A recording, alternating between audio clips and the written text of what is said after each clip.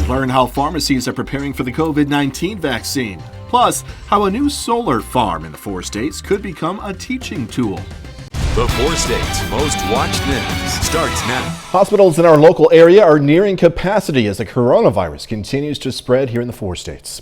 This is KOAM News at 6. Local hospitals report being near capacity. Mercy Hospital in Joplin is currently caring for 57 COVID-19 patients, with 8 being in the ICU.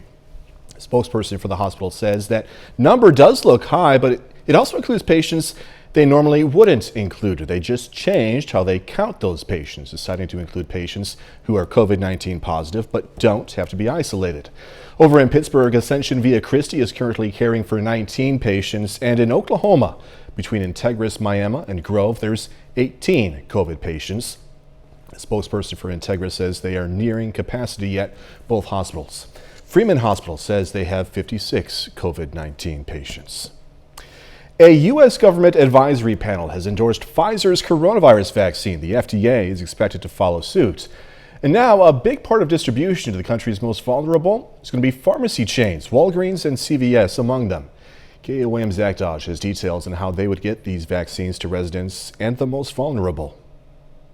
CVS Health is currently hiring more than 10,000 more associates so they can be ready to administer vaccines at more than 40,000 long-term care facilities across the nation. Walgreens will be going to more than 30,000. Both pharmacy chains have contracts with the CDC and Operation Warp Speed to give those vaccines to nursing home residents and staff, because they have the capacity to store the vaccines that require sub-zero temperatures. At CVS, they anticipate getting vaccines into the arms of nursing home residents within just a few days, putting their more than 60,000 pharmacy techs and 30,000 pharmacists to work. In Missouri, at least, the Department of Health and Senior Services anticipates that distribution will likely happen around December 21st. Both companies say once vaccines are more widely available, residents will be able to go to any CVS or Walgreens pharmacy to get immunized, likely in the spring or summer of 2021. We do feel confident that we can get to those who are looking to get a COVID vaccine. Nearly 80% of Americans live within 5 miles of a Walgreens right now, and we're packaging up different ways like remote clinics and mobile pharmacies to really get out there and support those communities in need. Reporting in Joplin, Zach Dodge, KOAM News. Zach, thank you. The vaccines are going to be free for residents. Now, pharmacies like Walgreens and CVS can charge a small administrative fee for giving the vaccine, but no one can be turned away if they can't afford that fee. Joplin police arrest 2 people in connection with a deadly fire that happened on December 4th. The suspects, Tiffany Lukasiewicz from Pittsburgh and Elizabeth Baez from Joplin, are charged with 2nd-degree murder, 1st-degree arson, and 1st-degree domestic assault for the fire on South Pitcher that killed 68-year-old David Crowder, also hospitalized 2 women. Doug Heddy joins us now with our first look at weather. Dark right now, but earlier in the day we got plenty of awesome sunshine, right? Yeah, it was a fantastic day. Temperatures great across the region. We actually set a record high. Look at our high, 75. We started at 35. Our average high is 48. And the old record, 74, set back in 1996. So a fantastic day. Unfortunately, when you warm up this much in the winter months, you have to go back down. And that's what we're going to do over the next couple days. Still clear skies, clouds increasing out to the west. Here's our first storm system, one of 2 that will affect us over the next 3 days, but you can see the strong southerly winds ahead of it, a front lining up along the I-35 corridor. Temperature still great even after 6 o'clock. Most of us 60 to about 64 degrees. We'll drop back through the 60s, 50s. Rain increases late tonight. Snow chances Sunday, so we'll break it down here in a bit. Doug, thank you. Heartland Rural Electric Cooperative is building solar farms across the state in Kansas. That includes one in Girard near Greenbush along Highway 47. This solar farm will not just be for power for nearby residents, but also a learning opportunity for the students at Greenbush. And so we'll actually be helping to have education resources available for students after COVID happens, or after COVID is gone. We'll be able to have education resources for those students to be able to come learn about renewable energy. Another solar array will be built in Neosho County between Erie and Chanute along 160th Road. Senator Pat Roberts from Kansas gave his goodbye speech today on the Senate floor. Back in January of 2019, Senator Roberts announced he would not seek re-election after more than 20 years in the Senate and nearly 40 years on Capitol Hill. In his speech today, the outgoing senator thanked Kansans and his colleagues in Congress for their support over the years. To Kansas, I say a humble thank you. Thank you for the privilege of representing you in this great body. To my colleagues, thank you for fighting on behalf of our great nation and alongside me to preserve this chamber. It has been such a privilege. So as I ride off into the sunset to create a new normal for Frank and me, I will be cheering for the Senate to rebuild the bridges of comedy that will create a new normal. My colleagues, my time is up. Thank you for yours. I yield the floor. Roberts will be succeeded by Senator-elect Roger Marshall. Still ahead, how a Missouri woman is using coffee to honor her mother who passed away. And later, Santa's Workshop coming to Southeast Kansas. Going to tell you how it's connected to our KOAM Toy Box campaign. A woman in the St. Louis area did something very special to honor her mother after that mom passed away from coronavirus. She not only paid tribute to that mother, but did it in a way that shared love with total strangers. Kim St. Ange reports. She was so loving and so caring. Family was everything to her. Harriet should still be here. It makes me so angry because my mom didn't deserve COVID. No one deserves COVID, but we had done everything in our power to prevent her from being exposed. She was exposed to COVID while at a nursing facility and was hospitalized in early November. Her daughter, Sharon, says her mom survived and doctors were about to send her home, but she was too weak, so her family sent her back to the nursing facility for physical therapy. They found her unresponsive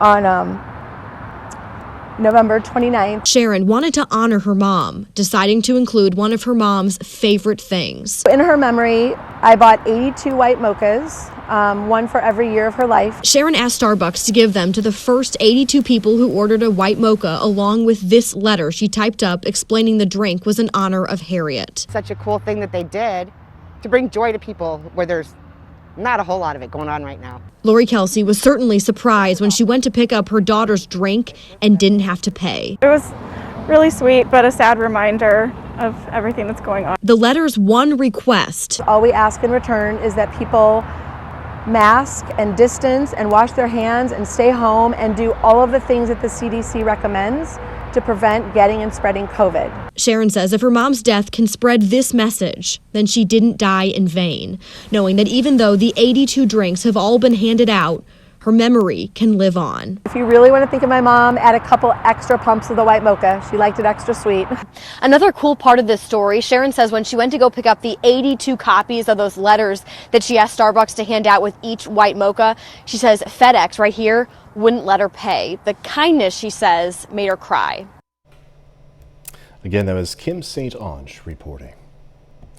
Doug Heddy is up next with a complete look at the forecast, and a little later, how a group of pool servicemen in Springfield became amateur crime stoppers.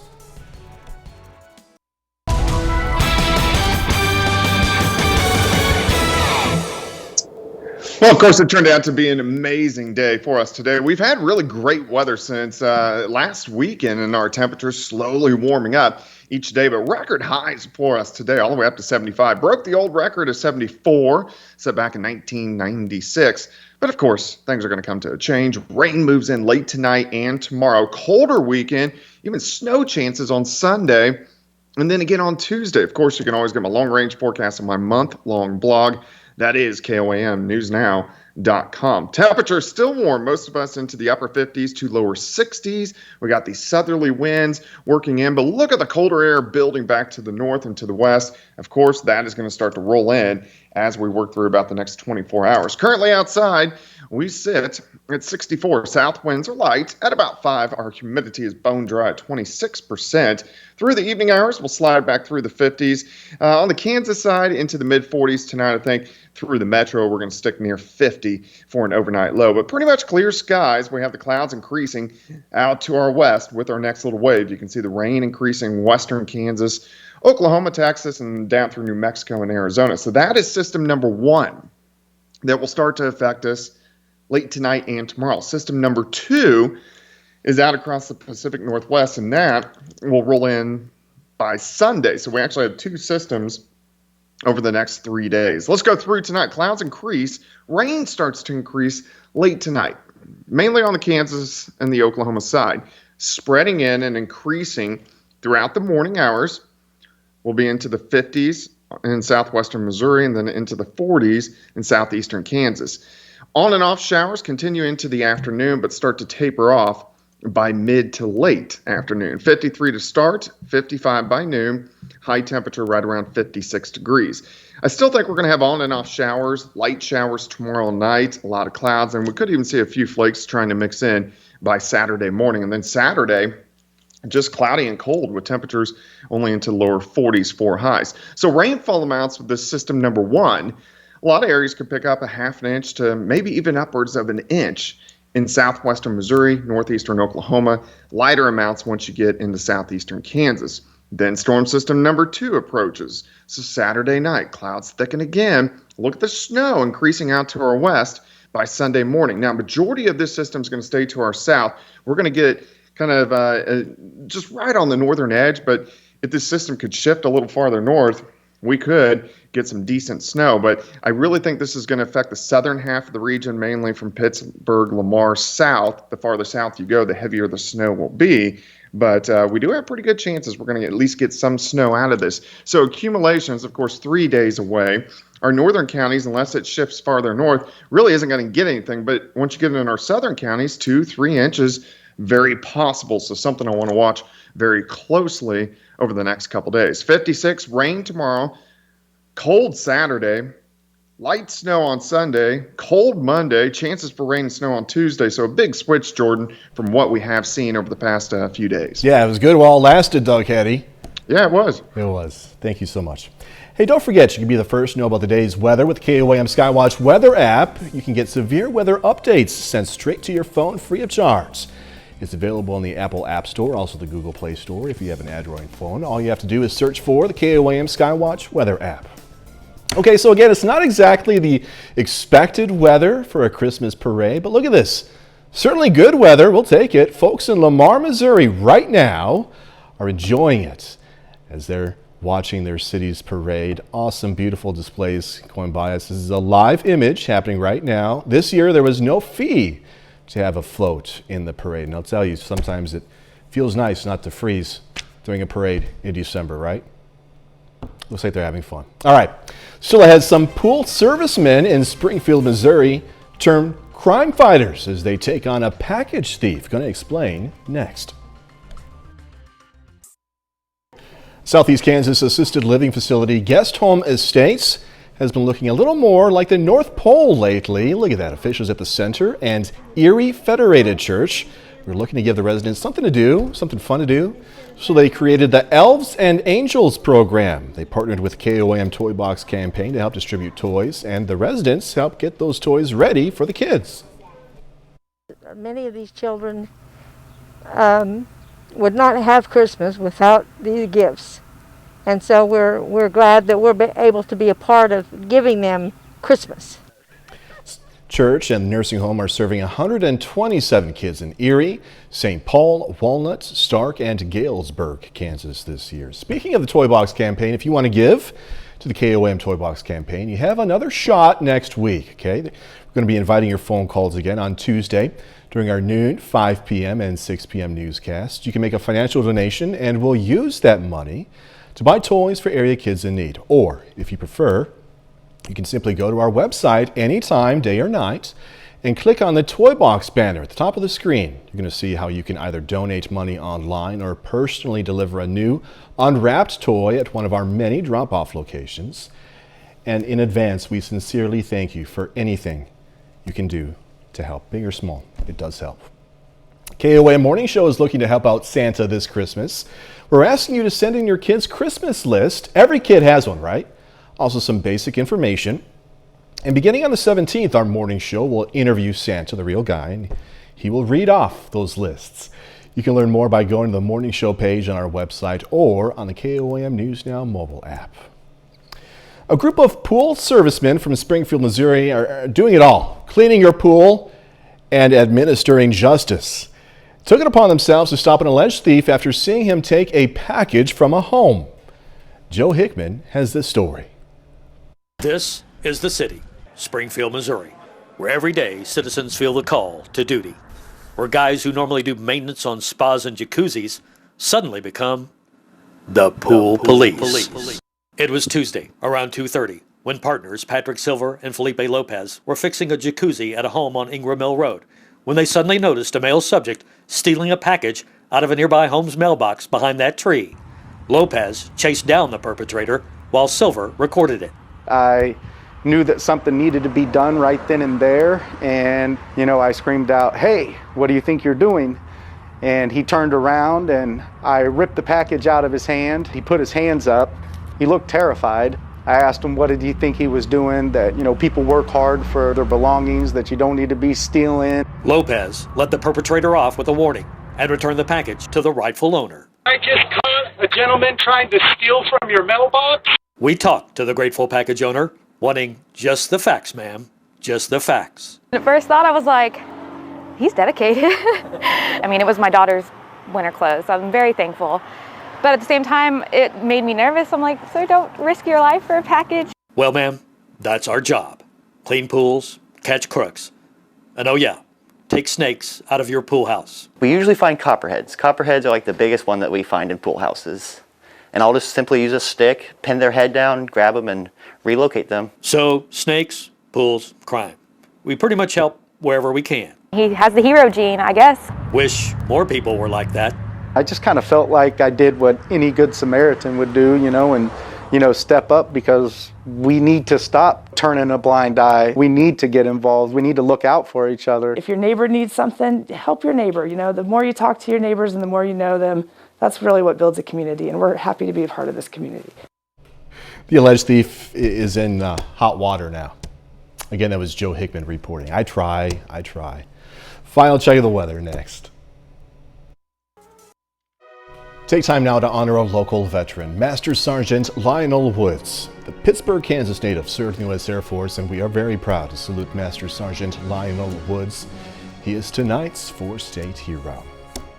I like technology. I'm pretty excited about this. Samsung is set to roll out a new 110-inch micro LED TV. The company announced it began taking pre-orders for the high-tech wall television in South Korea today. It's going to launch globally sometime in the first quarter of 2021.